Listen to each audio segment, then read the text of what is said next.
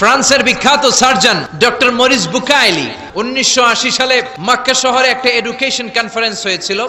সেখানে কনফারেন্সে যোগদান করে আরব অনেক শায়েখদের সাথে তিনি পরিচিত হয়েছেন। সেখানে তিনি শুনেছেন আরব শায়েখরা চ্যালেঞ্জ করে বলেছে কোরআনে কোনো ভুল নাই, আল্লাহ চ্যালেঞ্জ দিয়েছে পারলে ভুল বের করে দেখাও।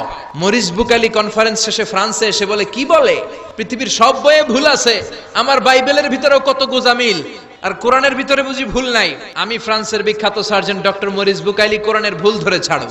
ফোন করলো সৌদি আরবের এক প্রফেসরকে যে আমি প্রত্যেক সামারে 2 মাসের ছুটি পাই, প্রতি বছর আমি 2 মাস এসে আরবি শিখতে চাই। সৌদি শায়েখ ভাবছে কোরআন বোঝার জন্য, আসলে বোঝার জন্য না, শিখতে চায় কেন? ভুল ধরার জন্য। 5 বছরে আরবি ভাষা শিখেছে, হেদায়েতের জন্য নয়, ভুল ধরার জন্য। এবার সে কোরআন খুলে দেখে বিসমিল্লাহির রহমানির রহিম থেকে সূরা নাস পর্যন্ত যাই পড়ে তাই বুঝে, এমন আরবি শিখছে। কিন্তু যতই পড়ে অবাক হয়, যতই পড়ে পাগল হয়ে যায়। সে বলে